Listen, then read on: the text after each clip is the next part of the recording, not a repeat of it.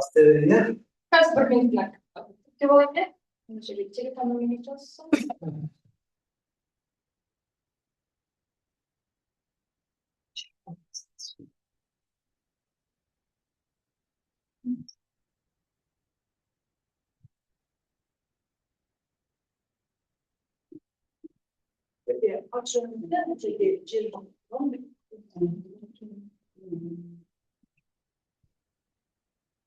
Бірінші баяндама береміз ғой, сосын барып сөйлесе береміз ғой, иә?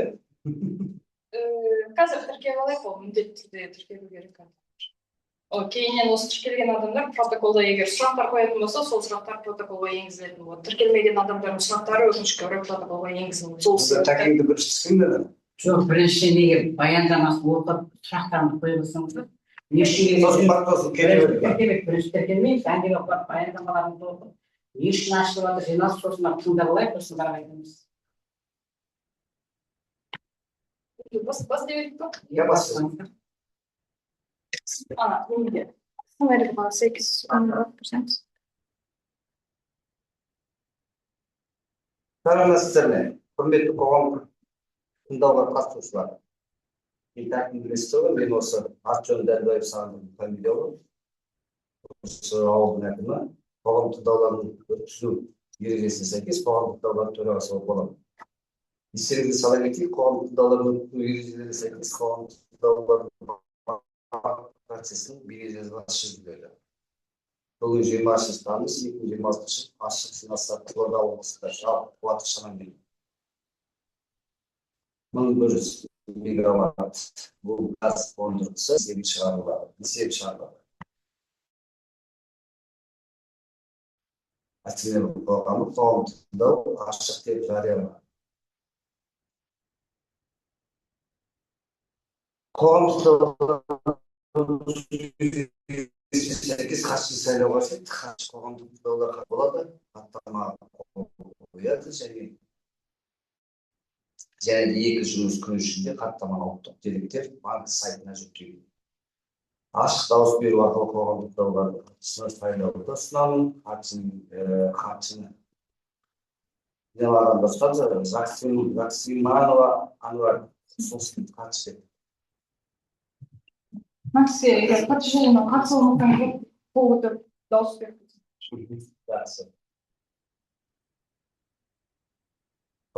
Хатшы бекіту келісім қатысушылардың қолы көтеріліп шығарылады. Келесі күн тәртібінде ұсынылады. Аталған жоба қатысты материалдарды баяндама түрінде қарастыру, берілген уақыт 15 минут. Сұрақ-жауап қоғамдық тыңдау барысында барлық қатысушылармен өз пікірін білдіріп, және баяндамашыға сұрақ қойылады. Берілген уақыт 10 минут. Қорытынды жасау және қоғам тыңдаудың жауабы дейді, берілген уақыт 5 минут. Дауыс беруіңізге сұраймын дейді. Күн тәртібін бекіту, келіскен қатысушылар қол көтеруді сұраймын дейді.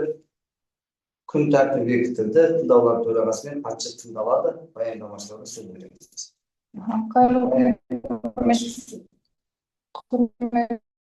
Қоғамдық тыңдауға қатысушылар, сіздердің назарларыңызға бейне материалды көрсетуге рұқсат етіңіздер. Шықпай тұрып, қазір былай бүйтіп тосып көрейін, иә?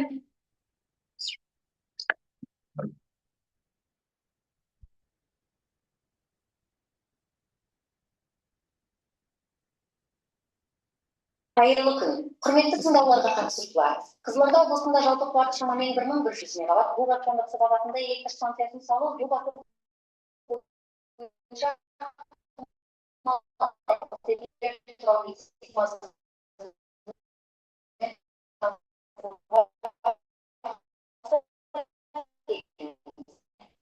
облысындағы қуаты 1100 мегаватт жобаланатын бұл газ қондырғысын сыртқы жұмыстар, қосылатын аумақтардың экологиялық тепе-теңдігін қорғау бойынша белгіленген шаралар және өңірді сенімді электрмен жабдықтауды қамтамасыз ету үшін жобаның пайдасы туралы ақпаратты ашық түсіну болып табылады. Жобамен қуаты 1100 мегаватт жаңа бұл газ станциясын салу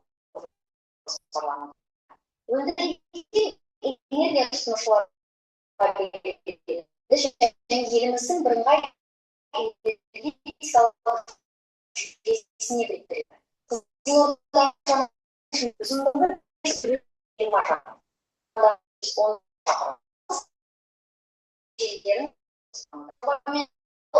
жылдамдығы 9 шақырымға және 200 киловольт электрлік әуе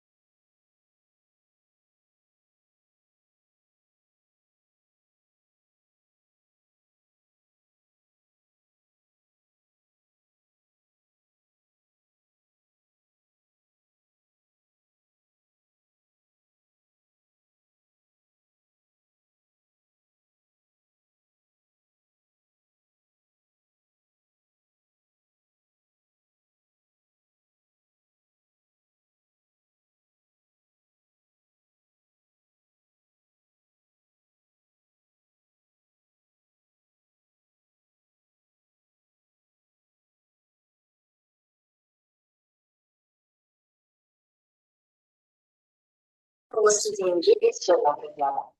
Жобаланған электрмен жабдықталған нысандарын пайдалану кезеңінде атмосфераға ластаушы заттар шығарындыларының көздері болмайды. Ауаға әсер ету тек құрылыс кезеңінде арнайы техниканың жұмысы, жер дәнекерлеу және бояу жұмыстарының нәтижесінде ғана болады. Ластаушы заттар шығарындыларының шекті көлемі автокөлікті ескергенде жылына 277,21 тоннаны құрайды. Жүргізілген шашырау есебінің нәтижелері көрсеткендей, ең жақын тұрған аймақтармен шекарада ластаушы заттардың шекті рұқсат етілген шығарындыларды қысқарту жөніндегі іс-шаралар ретінде жоспарда жер жұмыстары және көлік қозғалысы кезінде гидрошаңсыздандыру, сумен суару, сондай-ақ техникаға тұрақты техникалық қызмет көрсету қарастырылған. Сарқынды суларды жер үсті су қоймаларына, жер қойнауына немесе жер бедеріне ағызу толығымен жойылған.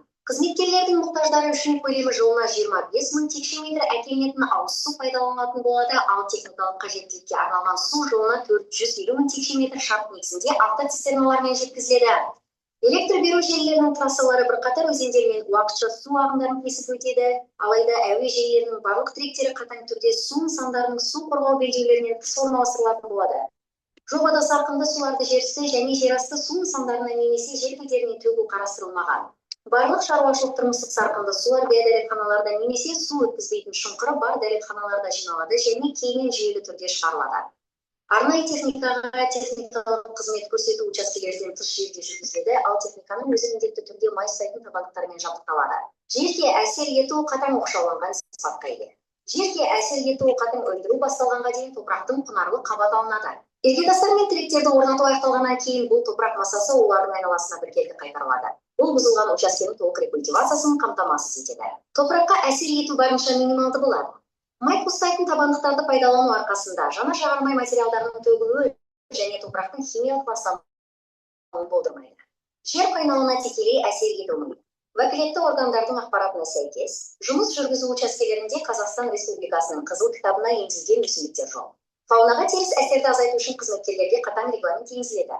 Аң аулауға, жануарларды атуға, ұяларды бұзуға және белгіленбеген еркін бағдарлармен көлікпен жүруге абсолюттік тыйым салу. Сондай-ақ жабайы жануарлардың қырылуын болдырмау үшін құрылыс нысандарында иттерді бос ұстауға тыйым салынады. Жобада тұтас қоршаулар салу қарастырылмаған, сондықтан жабайы жануарлардың көші-қон жолдары бұзылмайды. Охотзоопром республикалық мемлекеттік қазыналық кәсіпорынның жолына сәйкес географиялық координаттық нүктелер ақбөкендердің мекендеу ареалы сондай-ақ кітапқа енгізілген табиғи қауіптілігіне жетіп бесінбек, бұлдырық және басқа да жабайы құстардың мекендеу ортасы болып табылады. Фаунаға теріс әсерді азайту үшін қызметкерлерге қатаң регламент енгізіледі. Аң аулауға, жануарларды атуға, ұяларды бұзуға және белгіленбеген еркін бағдарлармен көлікпен жүруге абсолюттік тыйым салу. Сондай-ақ жабайы жануарлардың қырылуын болдырмау үшін құрылыс нысандарында иттерді бос ұстауға тыйым салынады. Құстардың қырылуын болдырмау мақсатында олармен жанасқан кезде қысқа тұйықталуды болдырмайтын қорғаныс қаптамалары бар оқшауланған сымдарды немесе кабельдерді қолдану қарастырылған. Құрылыс кезіндегі шу әсері оқшауланған сипатта болады және рұқсат етілген нормалардан аспайды, ал арнайы техника үшін пайдаланылған газдың қайталама бәсеңдеткіштері пайдаланылатын болады. Құрылыс барысында өндіріс және тұтыну қалдықтарының 10 түрінің түзілуі болжануда. Олардың пайда болуының шекті көлемі жылына 481,1 тоннаны құрайды. Оның ішінде қауіпті санатқа жылына бар болғаны 4,8 тонна майланған шүберек және ластанған қаптама жатады. Ал қалған жылына 477,7 тонна. Бұл қауіпсіз құрылыс қоқыстары мен аралас коммуналдық қалдықтар. Қалдықтарды басқару экологиялық талаптарға қатаң сәйкестікте ұйымдастырылатын болады. Қалдықтарды араластыруға жол берілмейді. Олар контейнерлерде бөлек жиналады және мамандандырылған ұйымдарға жеделдетіледі. Нысандарды орналастыру учаскелерінде кез келген қалдықтарды көму толығымен жойылған. Құрылыс кезеңінде автокөлік және құрылыс техникасы шу көздері болып табылады. Есептеулер көрсеткендей, ең жақын тұрғын аймақтардың шекараларында шекті рұқсат етілген дыбыс деңгейінен асып кетулер жоқ. Әсер еткен уақытша және оқшауланған сипатқа ие. Қосалқы станцияларда қызметкерлерді биологиялық қорғау үшін стационарлық металл экрандаушы құрылғыларды орнату қарастырылған. Электромагниттік өрістің әсерінен қауіпсіздік санитарлық қағидалармен қатаң бақыланады. 500 киловольт әуе желісі үшін нормативтік санитарлық ажырау 30 метр, ал 220 киловольт әуе желісі үшін 25 метр. Бұл бүкіл бағдар бойынша ең жақын тұрғын үй құрылысына дейінгі регламенттелген қауіпсіз қашықтық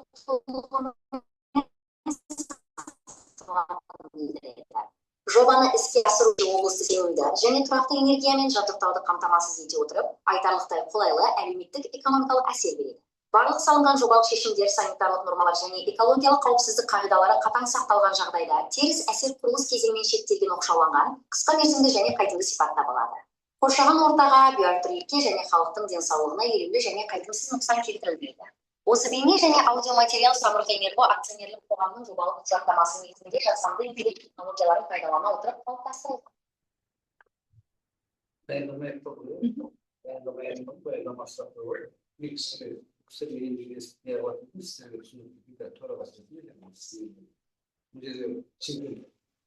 Қызылорда қаласынан газ, бұл газ қондық электростанция салмақшы. Мәлімдеңіз бар, тағы айтып келеді. Şimdi ona Жезқазғанға Қызылорда облысына тоқтату, оның келесі Шымкентке сөйтіп тоқтату болды. Осы сіздің келісіп жатқан себебі біздің территорияға өтетін тоқтату. Столда, жалпы сіз маған енді баяндамаға сұрақ қойғаныңыз болды.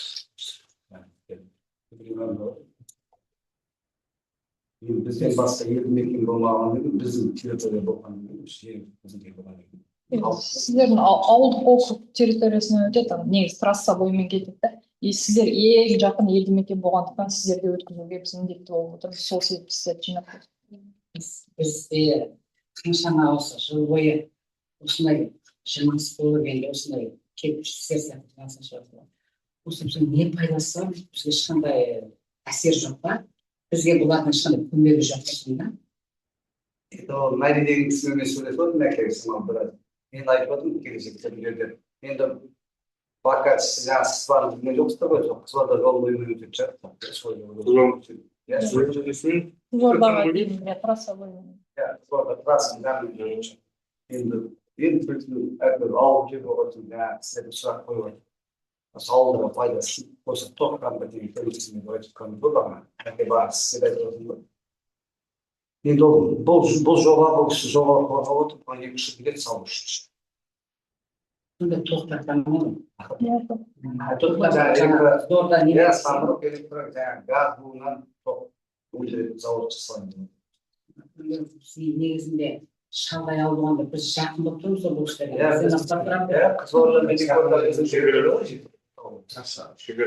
Негізінде бізге де көмегі болу керек қой, біз өзімізден кетіп жатырмыз көп нәрсе.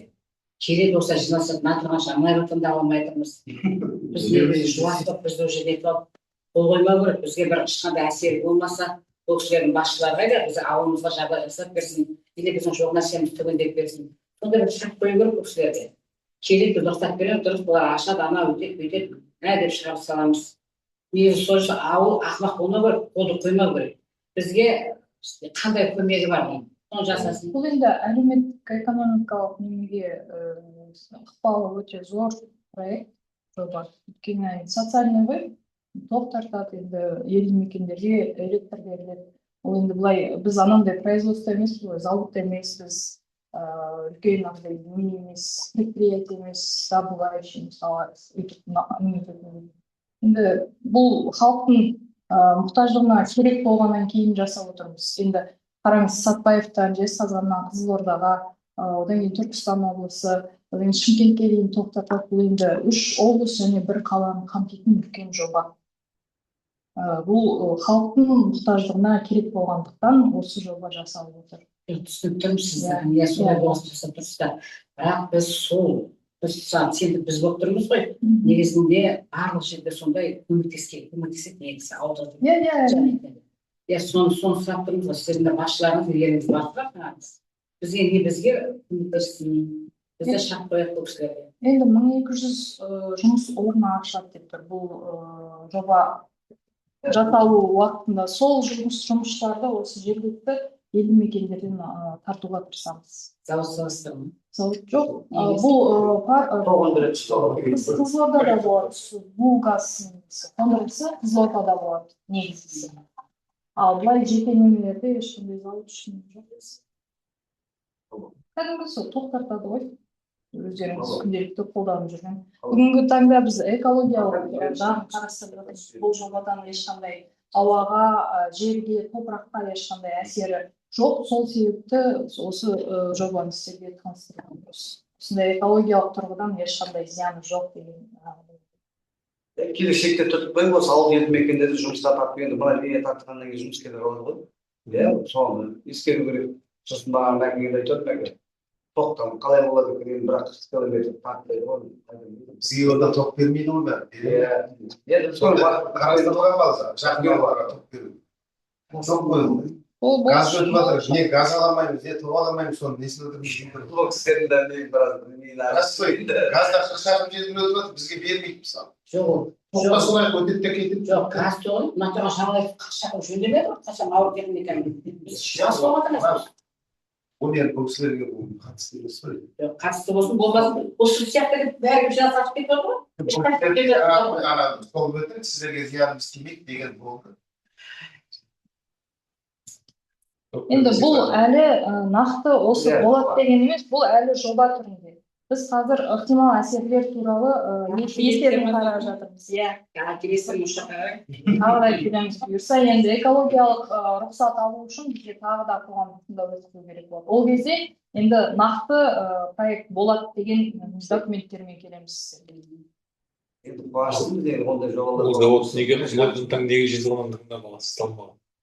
Жоқ, бұл кісілер бөлек. Жобаның координаторы енді айта салсам болады ма? Айта салсам, біз сол бұл жобаны жасап жатырмыз. Ол Қызылордада неге жасап жатыр? Өйткені газовый станция да бұл. Қызылорданың жанынан прям Бейнеу Базар-Шымкент деген газопровод өтеді. Соның жанында прям станция салады да газдан электроэнергия өндіреді. Былай айтқанда, мысалы қазір трасса салып жатыр ғой. Трасса біткенде мемлекет стратегиясы бойынша мүмкін электроэнергия болса, жол болса, ертең инвесторлар мүмкін келеді. Ауыл шаруашылықты көтере ма?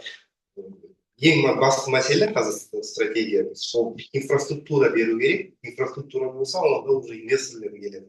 Тағы да бірдеңе дами бастайды. Электр құбыры өткенде оның обслуживающий организация Кигок болады деген бар, Кигок организация. И бәрі район бойынша қарайды, бәрібір жұмыскерлер іздейді, жақын тұратын адамдар.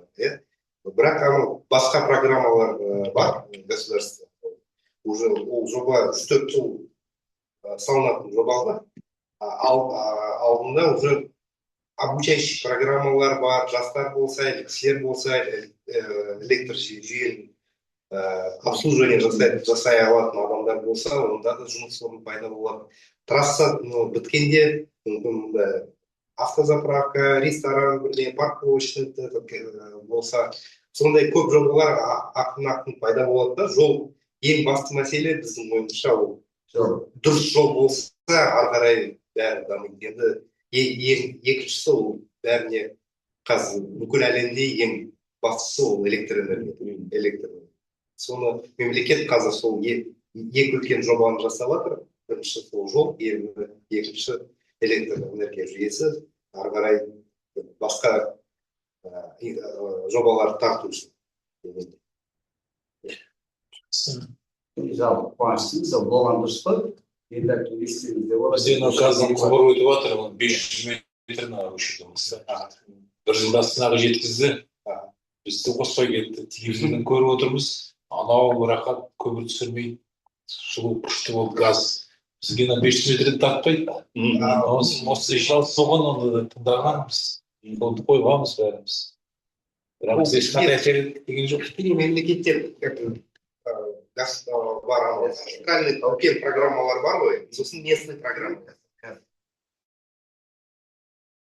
Жүйесі болсын, ол магистральный сияқты ғой, газопровод болсын. Енді анау региональный программалар бар. Енді сол региональный программаны ары қарай уже кірістіруге болады. Ұлтау жазу керек қой. Ұлтау тату. Бірақ ол отдельный жоба ол. Ол локальный, региональный жоба ғой. Мынау мемлекеттік жоба. Облысқа барады, иә? Үш облыс бір қала сол Шымкент. Енді ол заманымыз жоба болған дұрыс қой, толқында. Жоба бұрыннан бері север-юг деген жоба. Оны совет үкімет кезінде жасай алмаған. Енді бізде де зависимость бар. Россиядан бар, Киргизия, Өзбекстан электроэнергиядан. Енді ол север-юг осындай электростанция қосылса, онда независимый болады да Қазақстан. Чисто қазақ айналысады ғой. Иә, тек қазақтар. Кигок деген национальный компания бар ғой, национальный оператор. Сол жобасы, самұрық энергия станцияны салады да, жүйелерді салғаннан кейін Кигокқа береді обслуживание. Соларға балансқа береді. Кигок ары қарай обслуживание. Қазір Жезқазғанда Кигок істеп тұр ма?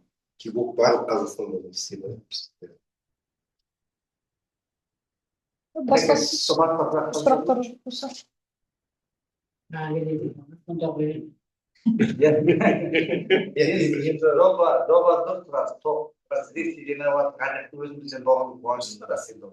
Бәрі істелінген деген осалға бәрі налог түседі, үй түседі, бәрі түседі ғой, бірақ келешекте ойларыңыз өссін деп жатқаным ғой. Жақсы. Түртіп алып, халық естісіне қосса, көбірек тиген дұрыс.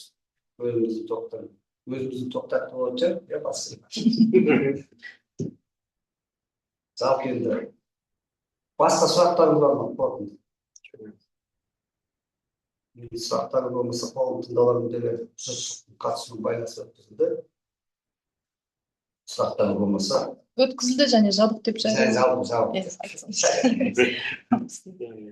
Жақсы, рахмет барлықтарыңызға.